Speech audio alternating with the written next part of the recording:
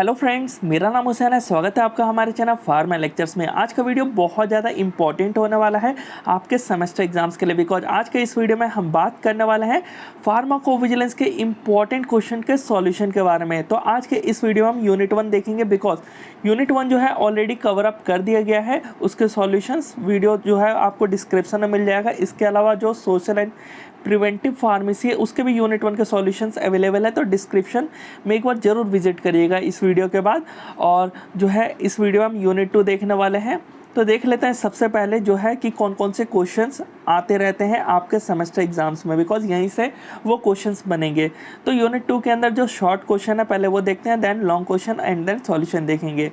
तो short questions में DDD defined daily dose जो कि आते रहता है, और यूड्रा विजिलेंस ये भी इंपॉर्टेंट है।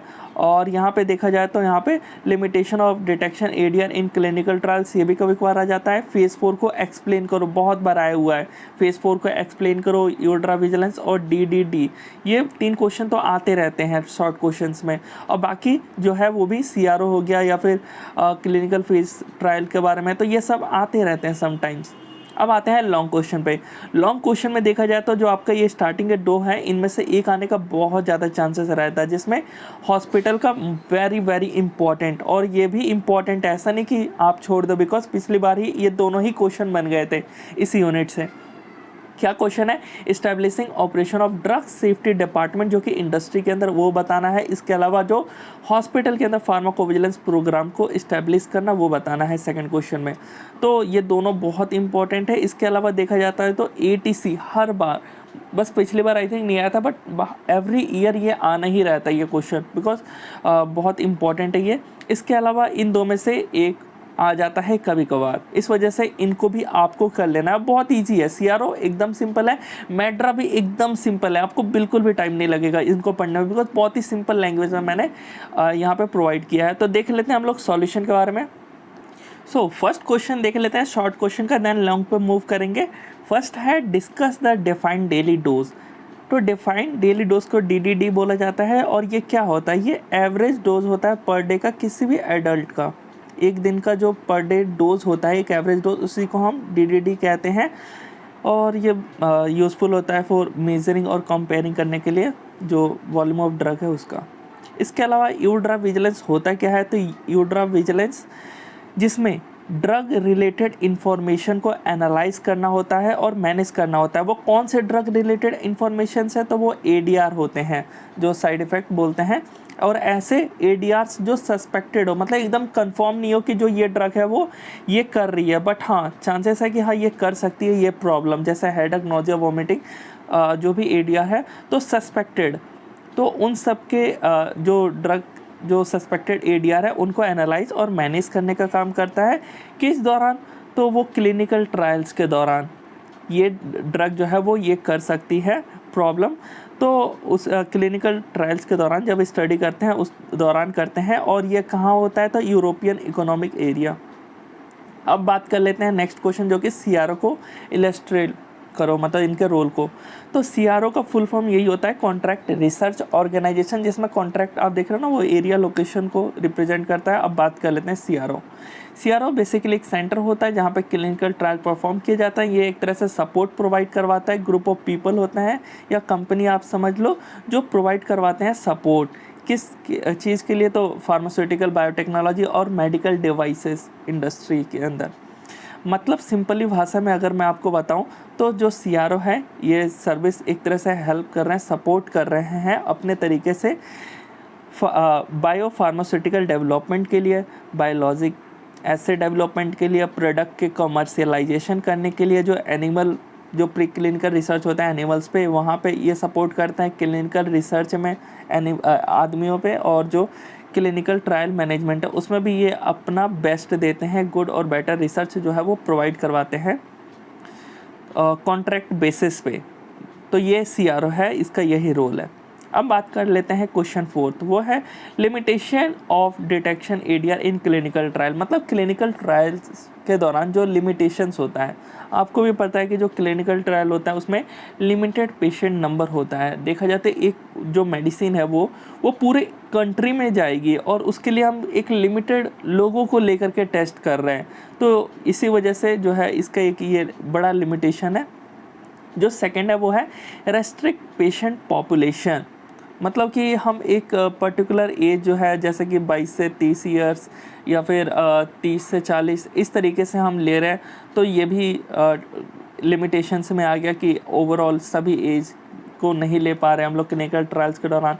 Next one is limited duration of patient exposure, कम टाइम के लिए देखा जाता है। इसके अलावा rare and fatal reaction are often unnoticed, मतलब कि जो छोटे मोटे एडीआर्स होते हैं ना उसको नोटिस नहीं किया जाता है, तो ये भी एक लिमिटेशन बन जाता है।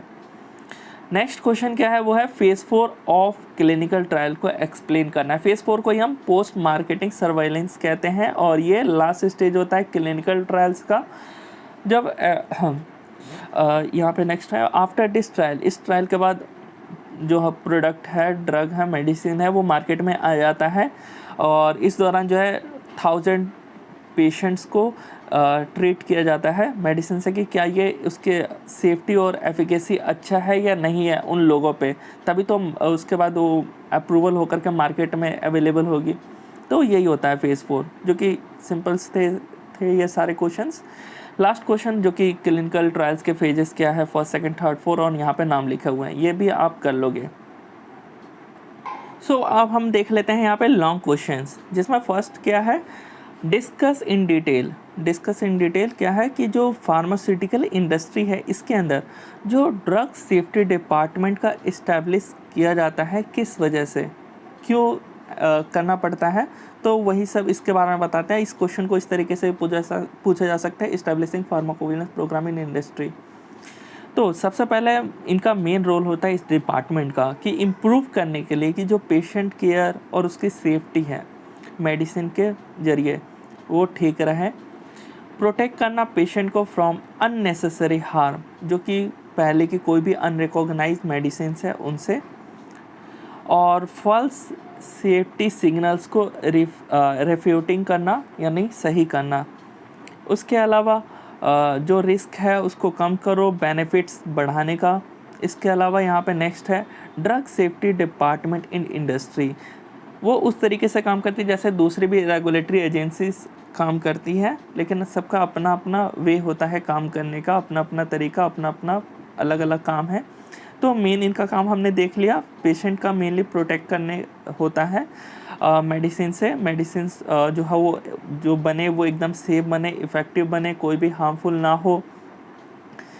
तो इसके अंदर आपको ये भी मेंशन रखना है कि साइंटिफिक कैरेक्टरिस्टिक, जिसके अंदर आ जाता है clinical and pre clinical pharmacology, immunology, toxicology, epidemiology, तो जिसमें सब कुछ अपना अपना स्टडी होता है। ये सब चेक किया जाता है क्लिनिकल और प्री क्लिनिकल फार्माकोलॉजी उस टाइम पर जब क्लिनिकल मतलब ह्यूमंस पे चलता है और प्री क्लिनिकल जो एनिमल्स पर चलता है उस टाइम पे भी प्रॉपर चेकिंग होता है उन ड्रग्स का, जो जैसे कि एडीआर शो कर रहे हैं तो क्यों कर रहे हैं, उसको प्रॉपर बने।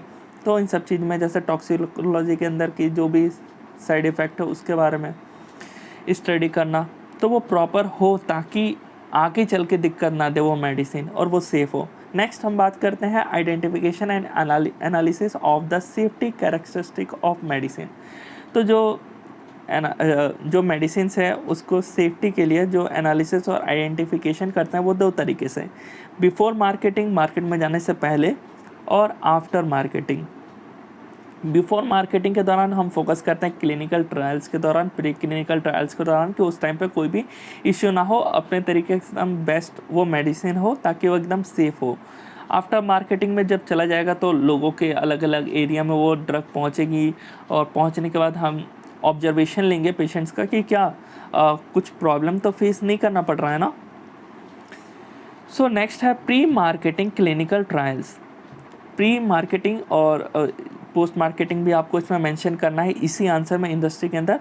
इसमें क्या होता है, सेफ्टी मॉनिटर, एक तरह से मॉनिटर करने का काम किया जाता है क्लिनिकल ट्रायल्स, जिसमें कलेक्ट किया जाता है एडवर्स इवेंट। एडवर्स इवेंट हम ये बोल सकते हैं कि जो ड्रग है वो किसी आदमी ने लिया और जैसे ही उसने लिया तो वो ड्रग जो है, ज़रूरी नहीं है कि उस ड्रग की वजह से, उस ड्रग को खाया और उसको क्या हुआ कि हेडेक होने लग गया, उसके हैंड में पेन होने लग गया, तो ज़रूरी नहीं है कि वो ड्रग की वजह से हुआ। इसको एडवर्स इवेंट कहते हैं। अगर ड्रग की वजह से हुआ तो उसको ADR कहा जाता है, एडवर्स ड्रग रिएक्शन, कि हाँ इसी ड्रग की वजह से ये हुआ है, नहीं तो वो कुछ और फैक्टर है जिसकी वजह से उसे प्रॉब्लम हुआ तो उसको एडवर्स इवेंट कहते हैं। तो कलेक्ट करना होता है एडवर्स इवेंट को, ये सब मॉनिटर करना पड़ता है, देखना पड़ता है। और जो भी क्लिनिकल एग्जामिनेशन हुआ है पेशेंट का, जिन जिन पेशेंट्स का, उनका पूरा अच्छे से एग्जामिनेशन करो, ये सब मॉनिटर करो। उसके अलावा practice of collecting all adverse event during clinical trials, और डिटेक्ट करना जो भी सीरियस रिएक्शन हो, यानी सीरियस जो भी ADR कॉज हो रहा हो उसको भी डिटेक्ट करो। And after several year experience, this is now the approach adopted by companies in most studies। तो यही इंडस्ट्री के अंदर काम रहता है इन लोगों का कि कलेक्ट करो डाटा और देखो एकदम सेफ हो। अब आ जाते हैं जो इसके अंदर सेकंड क्वेश्चन है, explain the establishing pharmacovigilance programme in the hospital. तो फार्माकोविजिलेंस प्रोग्राम हॉस्पिटल के अंदर इस्टेब्लिश करने के लिए वो एक्सप्लेन करना है पूरा अच्छे से आपको, पूरा प्रोसीजर कि कैसे होगा एक हॉस्पिटल के अंदर जो फार्माकोविजिलेंस प्रोग्राम है। तो फार्माकोविजिलेंस है क्या? ये एक मेजर पोस्ट मार्केटिंग टूल है जो इंश्योर करवाता है safety of a medicinal product, यानी सेफ्टी, एफिकेसी, ADR को पता करो, डिटेक्ट करो। तो ये सब सारा काम फार्माकोविजिलेंस का है। अभी हम देखेंगे कि कैसे इंट्रोड्यूस हो रहा है हॉस्पिटल के अंदर। एक फार्माकोविजिलेंस सिस्टम जो होता है इसको डिफाइन किया जाता है एज अ सिस्टम। ये एक तरह का सिस्टम है जिसमें यूज़ किया जाता है organisation to fulfil its legal task and responsibility that monitors. उनके पास रिस्पॉन्सिबिलिटी होती है उस ऑर्गेनाइजेशन के पास कि एकदम अच्छे से जो है वो मॉनिटर करो, जो भी मेडिसिन की जो सेफ्टी डिटेक्ट करो, कोई भी चेंजेस आ रहा है, जो मेडिसिन खाने की वजह से जो भी प्रॉब्लम आ रहा है तो उसको प्रॉपरली अच्छे से चेक करना। नीड क्या है, क्यों ज़रूरत है फार्माकोविजिलेंस हॉस्पिटल के अंदर? बिकॉज जो क्लिनिकल ट्रायल्स हो रहे हैं वो फेल हो जाते हैं ADR को बताने में। मतलब किसी एक कंपनी ने क्या किया, एक मेडिसिन बनाया, उसका क्लिनिकल ट्रायल किया, उसके बाद उसको जो है वो मार्केट में ला दिया, मार्केट में लोग यूज़ कर रहे हैं और उनको जो है वो ADR हो रहा है, मतलब एडवर्स ड्रग रिएक्शन शो हो रहा है, कुछ ना कुछ प्रॉब्लम्स हो रहा है। तो क्यों हो रहा है? तो वो क्लिनिकल ट्रायल की फेलियर की वजह से हो रहा है। अब क्यों फेल हो रहा है? तो हमने स्टार्टिंग में भी देख लिया कि लेस नंबर ऑफ पेशेंट के ऊपर ट्रायल किया जाता है, ज़्यादा लार्ज नंबर ऑफ पेशेंट पर नहीं किया जाता है। पूरे कंट्री, सोचो कंट्री के अंदर कितने लोग हैं, और ये फेज़ 4 में क्या होता है, 1000 से 5000 लोगों के बीच ट्रायल होता है। उसके अलावा लिमिटेड ड्यूरेशन ऑफ ट्रायल, इसके अलावा specific geographical location of trial, एक स्पेसिफिक जोग्राफिकल लोकेशन पे, उसके अलावा ग्रोस वेरिएशन अबाउंग डिफरेंट कंट्रीज। एक कंट्री और दूसरे जो कंट्री हैं उसके अंदर भी चेंजेस आते हैं कि उनके लोग अलग, उनका खान पान और सेहत डिफरेंट होता है। तो ये सब भी की वजह से जो है वो फेलियर आ जाता है ADR को क्लिनिकल ट्रायल्स के बाद। अब हम देख लेते हैं कि अगर जो है PV फार्माकोविजिलेंस प्रोग्राम को हॉस्पिटल के अंदर लाना है तो क्या क्या क्वेश्चंस हो सकते हैं उसको स्टार्ट करने के लिए। सबसे पहले गवर्नमेंट के द्वारा चाहिए, पॉलिटिकल गवर्नेंस चाहिए कि वो अप्रूवल एक तरीके से दे। उसके अलावा हेल्थ केयर प्रायोरिटी, उसके अलावा जो है लॉ एंड रेगुलेशन बने जो फॉलो हो। उसके अलावा फंडिंग चाहिए, पैसे चाहिए, स्टाफ मेंबर चाहिए, ट्रेनिंग चाहिए। उसके अलावा ऑर्गेनाइजेशन बने जिसकी वजह से वो स्टार्ट हो पाए, इस्टेब्लिश हो पाए एक हॉस्पिटल के अंदर एक pharmacovigilance programme. Where to start कहाँ कर सकते हैं? तो हॉस्पिटल के अंदर जो डिपार्टमेंट होते हैं अलग अलग, जिसमें फार्माकोलॉजी हो गया, मेडिसिन, क्लिनिकल फार्मेसी और क्लिनिकल टॉक्सिकोलॉजी, वहाँ पे इनमें से किसी भी ब्रांच में स्टार्ट कर सकते हैं। सबसे पहले स्टार्ट कैसे करेंगे? तो एक हॉस्पिटल में हमने स्टार्ट कर दिया किसी भी एक ब्रांच में, देन क्या होगा कि आसपास नियर एंटायर रीजन, उस रीजन के अंदर, एक पूरा एरिया के अंदर हमने ये स्टार्ट किया। उसके बाद एक जोनल एरिया बना, बहुत सारे एरिया को मिला करके एक सेंटर हमने डाल दिया जो कि जोनल एरिया, और फिर एक कंट्री के अंदर जो नेशनल सेंटर बना दिया गया, और वो नेशनल सेंटर से जो है वो नेटवर्किंग कर पाए UMC, उपसला monitoring centre. उपसला monitoring centre से, जो कि मेन स्वीडन के अंदर ADR को कलेक्ट करता है, और वहाँ से जो है डाटा वो सब शेयर करना पड़ता है उन लोगों के पास, ताकि वो डिसीजन ले आगे चल के, जो भी बैन करना है दूसरी कंट्री से भी, तो वो सब के लिए। रिक्वायरमेंट्स क्या होता है स्टार्ट करने का, ब्लूप्रिंट चाहिए। उसके अलावा अंदर कम्युनिकेशन प्रोसेस, जिसमें कन्वर्जेशन और वेरीफाइंग इम्पोर्टेंस प्रोजेक्ट के बारे में बात करें कि इस चीज़ पे काम कर रहे हैं, इन सब चीज़ का, और कन्वर्जेशन जो है वो उस बेसिस पे हो, जैसे कि जो भी ADR से रिलेटेड इन सब पे। डाटा एक्विजिशन, इसमें क्या होता है कि how to get ADR reports. तो ADR रिपोर्ट्स के लिए हमें एक केस रिपोर्ट फॉर्म बनाना होगा।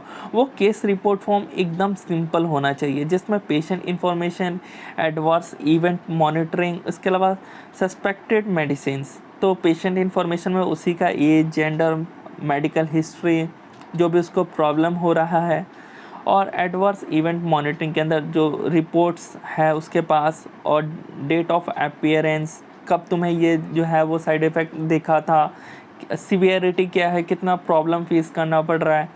सस्पेक्टेड के अंदर जो भी मेडिसिन का name, brand name, ingredients, dose, route, ये सब आएंगे, किस तरीके से ले रहे थे। इस्टेब्लिशमेंट के बारे में बात कर लेते हैं। तो एक सूटेबल प्लेस होना चाहिए, ICT आइटम्स होने चाहिए, यानी इंटरनेट फैसिलिटी हो, टेलीफोन्स, प्रिंटर्स, ये सब।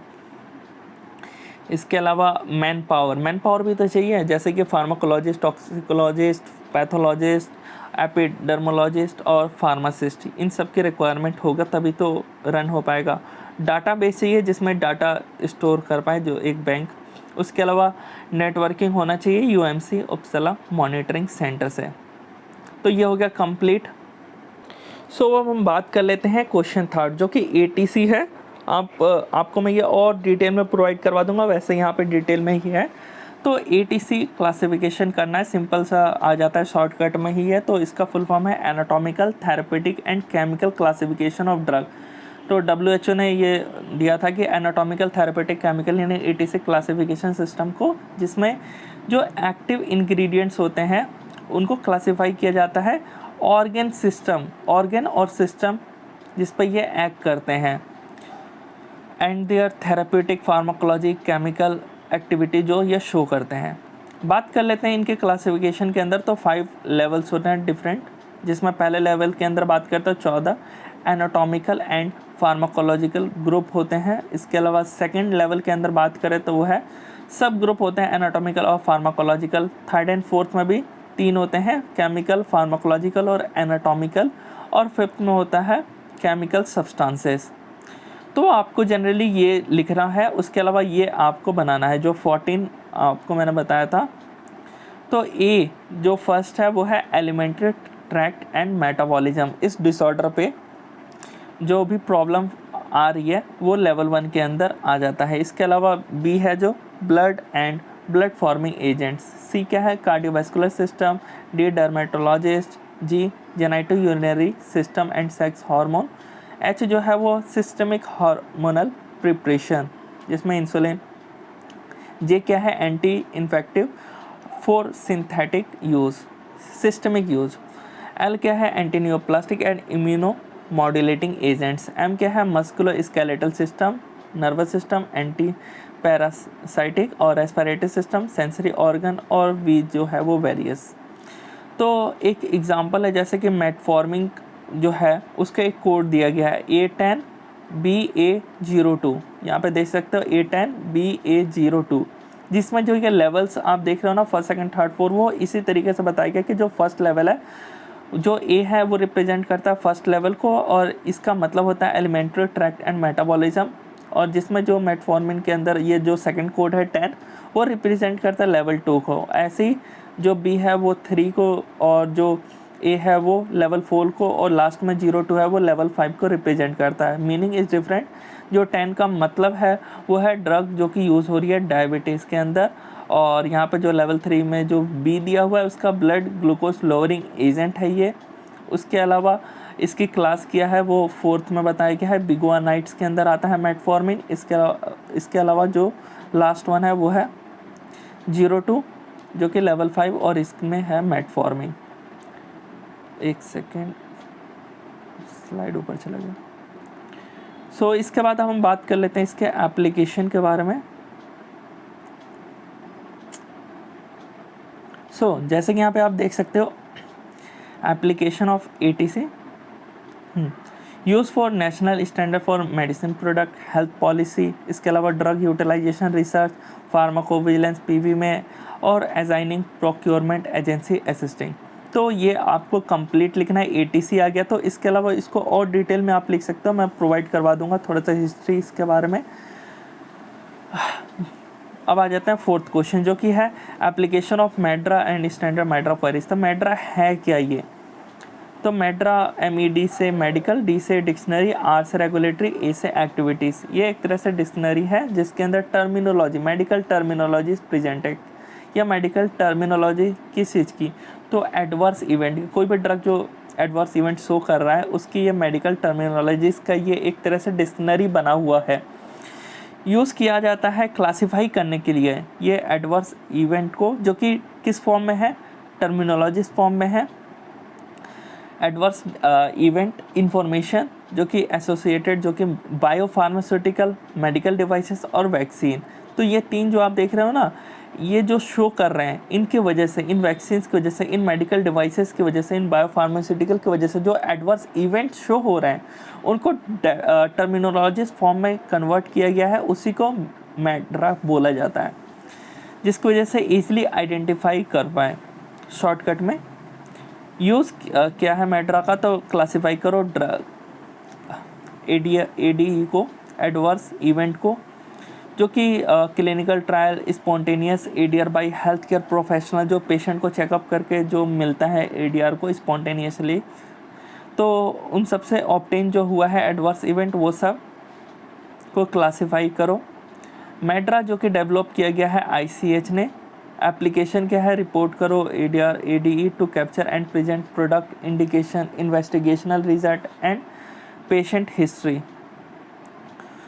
इसके अलावा यहाँ पे आप देख सकते हो to aggregate report term in medical meaningful grouping, aggregate करना जो रिपोर्ट, जो कि शॉर्टकट में दिया गया है किसके द्वारा? तो analyse, summarise, review, communication, safety data को। इसके अलावा फैसिलिटेट करना इलेक्ट्रॉनिक डाटा एक्सचेंज को। इसके अलावा रजिस्ट्रेशन, डॉक्यूमेंटेशन और सेफ्टी मॉनिटरिंग, जो मेडिकल प्रोडक्ट्स हैं, मेडिसिन है, सेल होने से पहले और बाद में उन सब का रजिस्ट्रेशन, ये सब सारा काम भी इसी का है एप्लीकेशन में।